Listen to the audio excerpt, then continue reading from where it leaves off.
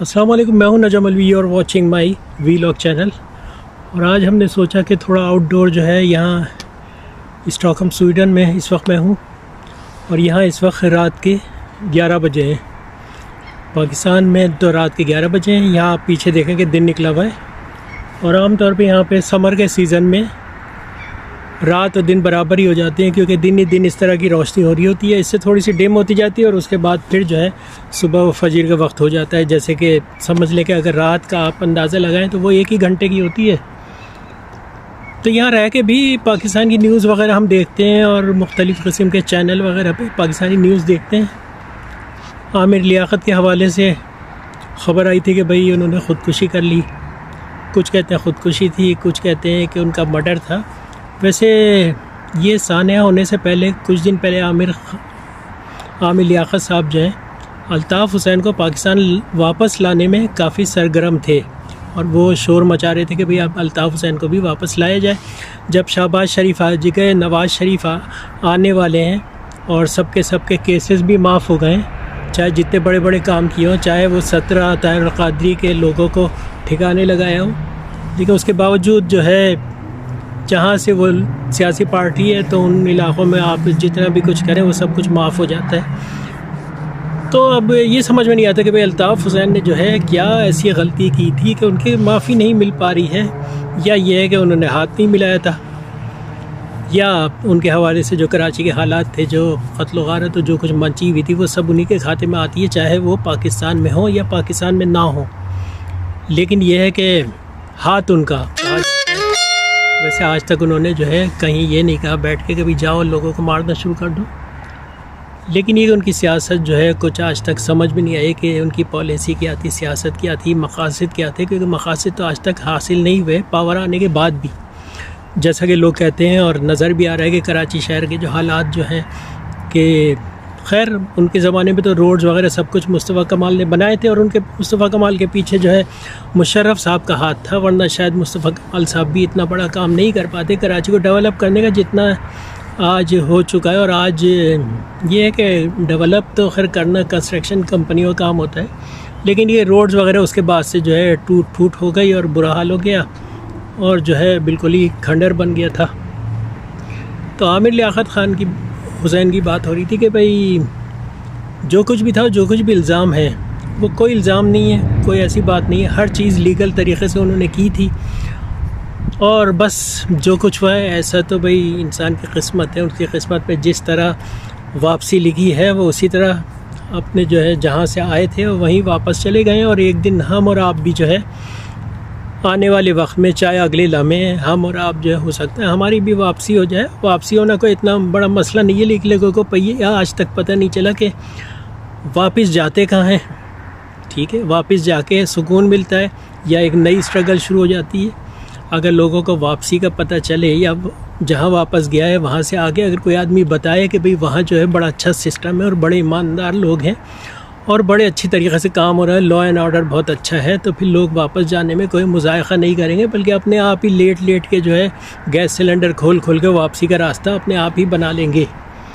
खैर आमिर लियाकत साहब जो हैं बहुत ही अच्छी जगह है, उनको दफनाया गया है। लेकिन ये कि जहाँ भी दफनाया जाए, बहुत से लोग हैं जो जहाज़ गिर जाते हैं उसमें उनको पता ही नहीं चलता कहाँ गए।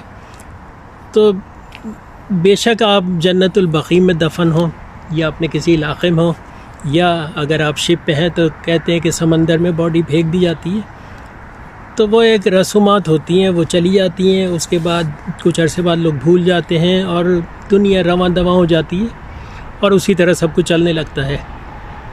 इसी तरह जैसे आज से 30-40 साल पहले हमने सोचा भी नहीं था कि हम दुनिया के किस कोने में बैठे होंगे, और यही है कि उस्मानिया कॉलोनी, नाज़माबाद या गुलशन इकबाल या डिफेंस, इन जगहों से हम लोग आके जो है अल्लाह ताला कहाँ से कहाँ पहुँचा देता है पता ही नहीं चलता। जहाँ आने का लोगों का ख्याल होता है वहाँ नहीं जाते, जहाँ नहीं जाना चाहते वहाँ पहुँच जाते हैं। ये सारी बात है। तो खैर बचपन हमारा सारा नाज़माबाद में क्रिकेट खेलते हुए गुजरा है। नाज़माबाद यूथ सेंटर में और नाज़माबाद जेम खाना में खेलते रहे हैं। नाइट मैच टेनिस के रमज़ानों में खेलते रहे हैं। तो ये सारा कुछ कराची जो है उसकी रातें जो है कुछ इसी तरह की होती हैं। और ख़ास तौर पे रमज़ानों में जितने भी नाइट मैचेस होते हैं टेनिस बॉल के ऊपर टेप चढ़ा लेते हैं और सर्च लाइटों के दरमियान जो है खेलते थे एक ज़माना था। लेकिन ये कि अब वो चीज़ें पता नहीं आजकल मौजूद हैं या नहीं है, सब कुछ ख़त्म हो चुका है। तो दुनिया रवां दवां है, चल रही है। पाकिस्तान की सियासी हालत आपको ख़ुद पता है कि रोज़ाना एक बम फूटता है पेट्रोल का, कि पेट्रोल जब हम वहाँ थे तो 30 रुपये लीटर था। उससे पहले इराक़ वॉर से पहले 12 रुपये लीटर था। इराक़ वॉर से कुछ साल पहले जो है 6 रुपये 8 रुपये लीटर होता था, फिर 12 रुपये लीटर हुआ। फिर इराक़ की वॉर हुई, नवाज़ शरीफ की हुकूमत थी, 30 रुपये 29 रुपये हो गया। फिर काफ़ी अरसे तक मुशर्रफ दौर तक जो है वो 45 46 29 रुपये ही चला। मुशर्रफ दौर में आटा 10 रुपये किलो था, आज जो है 80 रुपये किलो है, और आगे नहीं पता कि कितने का होगा। एक ज़माना था अशरफी ब्रांड आटे की 5 किलो की थैली जो है वो 18-19 रुपये की हम ख़रीदा करते थे, आज 1000 रुपये की होने वाली है, हो गई है पता नहीं, खैर या 10 किलो आटे की या 5 किलो आटे की 700-800 रुपये की होगी। तो इस तरह हमेशा जो है महंगाई होती गई है। डॉलर बढ़ता है, कभी नीचे नहीं आता, ना आएगा।